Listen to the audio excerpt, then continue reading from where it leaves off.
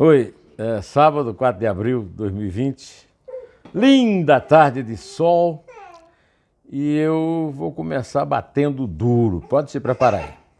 Vou bater duro, Isabel já fica brava que eu uso uma palavra que ela não gosta. Rodrigo Canalha Maia.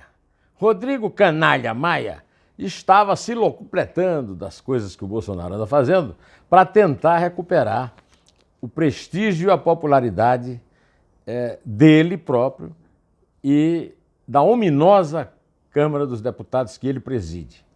Ele, como todo mundo sabe, foi eleito por uma aliança entre os extremos e o centro e tudo. O Centrão, o PCdoB do Orlando Silva, que não é o cantor das multidões, o partido dele, que é o DEM, ao qual pertence o Onyx Lorenzoni, que era chefe da Casa Civil do Bolsonaro e agora é o ministro da Cidadania, que distribui a grana para os pobres. Pois bem, aí o Rodrigo Maia agora resolveu aparecer do grande conciliador da República, aquele que vai enquadrar o Bolsonaro para ele acabar com as besteiras que está dizendo e seguir o caminho do ministro da Saúde, que é do partido dele, o Luiz Henrique Mandetta. Só que ontem, no apagar das luzes ali da semana, ele se fez de besta, deu ouvidos de mercador e, para protesto do Partido Novo, que não tem uma bancada forte, e para gáudio de todo o resto, ele deixou passar, sem votar, uma emenda que transferia o dinheiro do fundo partidário e do fundo eleitoral, que vai ser, os dois, esse dinheiro somado vai ser usado pelos senhores deputados e senadores, pelos senhores parlamentares. No caso do fundo eleitoral, há uma canalice a mais. Eles estão tentando esticar os mandatos dos prefeitos e vereadores por mais 2 anos para fazer uma eleição coincidente. Essa história de eleição coincidente não funciona. Se tem que adiar a eleição por causa da pandemia, da doença terrível e tal, que seja para dezembro deste ano, por exemplo, quando se espera que quando o verão chegar já tenha passado esse surto todo. Ah, mas vai faltar dinheiro para a campanha? Não, nunca faltou. Agora, o que não vai ter é dinheiro seu, dinheiro meu, dinheiro nosso, dinheiro público. Agora, eu tenho dito aqui, até ontem eu citei aqui o Silvio Salomão, citei o Modesto Carvalhosa, que não é só esse dinheiro, não. A contribuição que os senhores políticos têm que dar ao combate à pandemia é também devolver essas emendas paroquiais que resultam em 20 bilhões, dá muito dinheiro para comprar respirador, muito dinheiro. E não precisa de dinheiro para eleição, não. Eleição municipal, qualquer eleição, mas eleição municipal com R$1 bilhão, pelo amor de Deus. Agora o senhor Rodrigo Maia, ele tem que escolher. Ou ele bota para votar isso e trabalha para que seja aprovado, até porque o prejuízo para eles seria muito pequeno e o benefício para o povo seria muito grande. Ou então ele desiste de ser o herói nacional e ficar subindo no Bolsonaro para ficar feliz da vida, dando uma de corregedor geral do universo. Olha aqui, esse cara nunca me enganou, eu sempre falei aqui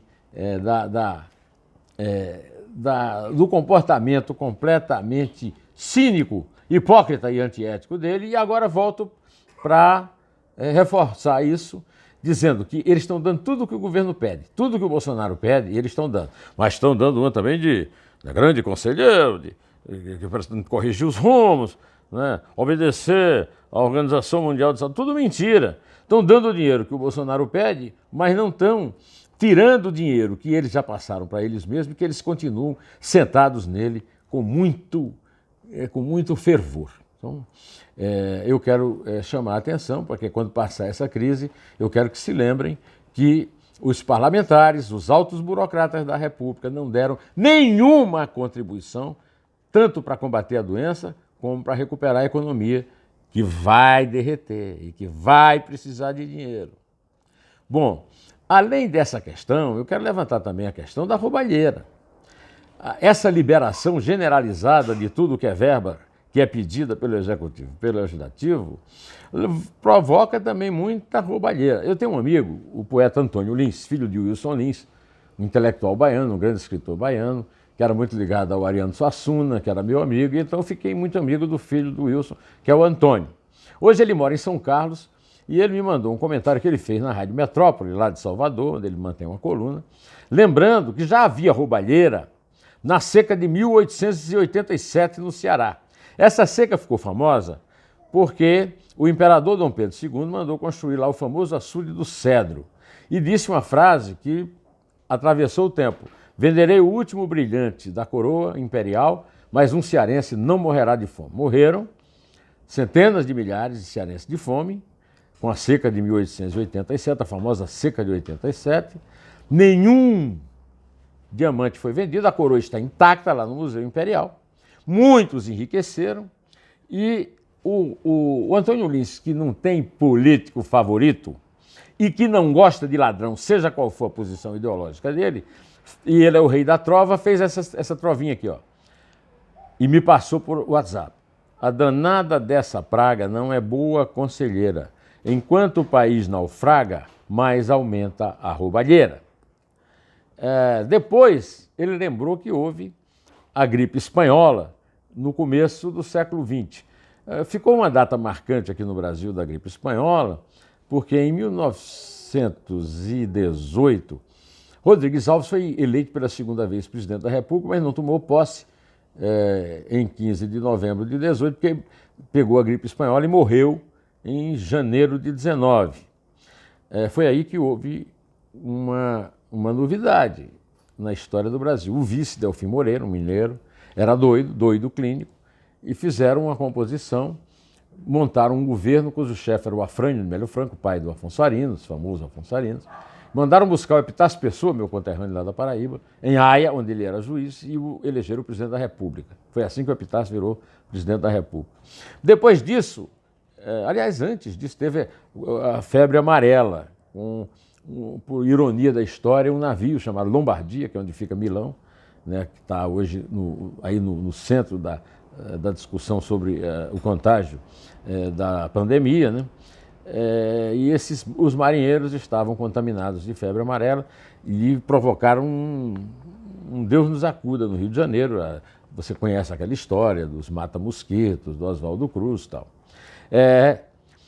Depois disso, né, houve meningite nos anos 70, a ditadura militar censurou o noticiário, mas nós ficamos sabendo, a história registra. Depois teve Zika, chikungunya, HIV, até um aí escreveu: você nunca ouviu falar no HIV? Não, quem nunca ouviu falar no HIV foi o grande líder Bolsonaro, que disse que brasileiro não pega nada. E eu já até falei aqui que pega, por exemplo, o HIV, né? Agora, neste momento, o governo federal, como antigamente fazia os do PT, já socorreu os banqueiros, né? 1,2 trilhões de reais para atender a necessidade de liquidez. Alguém aí pode me contar alguma história de uma baixa de juros, empréstimos, de um aumento de empréstimos feitos por bancos? Qual foi a contribuição que os bancos deram? Um dia desse eu estava ouvindo, aliás, um dia desse não, ontem à noite eu estava ouvindo o Cláudio Dantas, no Momento Antagonista, em que ele lembrava que ele tomou o maior susto quando viu, nessa história de distribuição de dinheiro para o povo, a cobrança pelos bancos de 100 e poucos milhões de reais de taxas bancárias. Quer dizer, os caras não dão contribuição nem cedendo, nem doando taxa bancária. Então, vamos botar o seguinte: o Rodrigo Maia, os vilões dessa pandemia. O Rodrigo Maia, os banqueiros, as empresas que já estão demitindo, mesmo tendo recebido auxílio, já receberam auxílio do governo, já estão flexibilizando também salários dos trabalhadores. Até agora, não conheço nenhuma notícia de que algum pobre recebeu os 600 reais que o governo lhes destina, porque não sabem nem para quem entregar. E até eu quero aqui registrar a grosseria, o machismo do chefe da Casa Civil, general Braga Neto, ao responder uma pergunta de uma repórter a respeito dessa entrega. Como ele não tinha o que responder, ele mandou a moça consultar a Constituição. Até agora eu não entendi. Primeiro, a mãe dele devia ter ensinado ele a respeitar as senhoras, né? A minha me ensinou. Em segundo lugar, a Constituição não tem nada a ver com isso. Onde a Constituição proíbe o governo de dar dinheiro a pobre? Oi, general. General, um cursinho de boas maneiras, ficava bem para Vossa Excelência, né? Paulo Guedes, o posto Ipiranga do Bolsonaro, sempre protegeu patrões e antigos sócios e nunca deu o mínimo para a patuleia. Agora está com dificuldade de achar os pobres, né?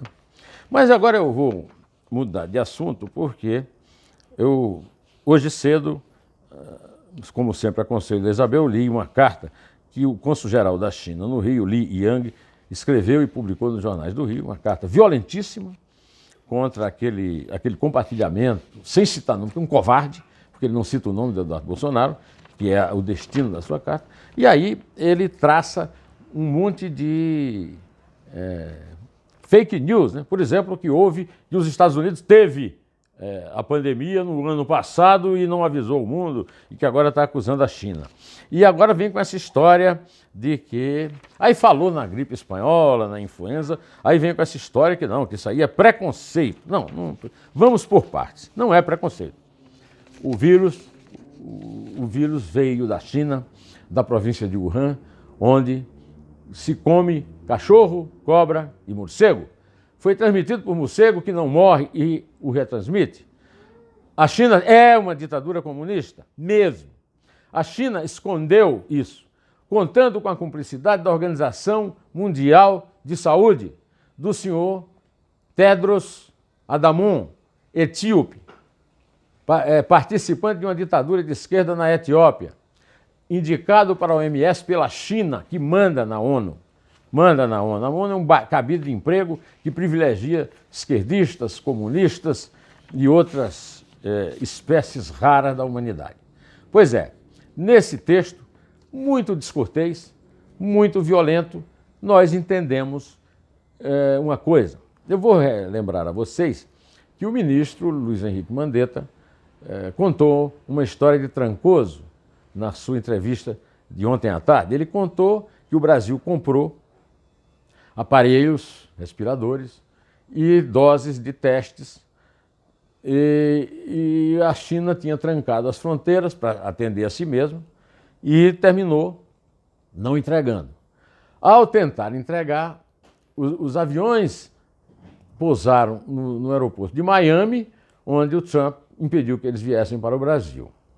Então, aí nós tiramos duas conclusões dessa história. Primeiro, a China não honra os compromissos comerciais e isso se deve ao seguinte fato. A China tem trabalho escravo, é uma ditadura, o médico que descobriu essa pandemia morreu e a médica que participou dessa descoberta está mal. Pois é, então, esse sujeito grosseiro, que se esse chanceler Ernesto Araújo tivesse um mínimo de hombridade, teria respondido à altura, mas também não é nem o fato de responder, porque o pecado inicial é o nosso, é o tal do compartilhamento do Eduardo Bolsonaro.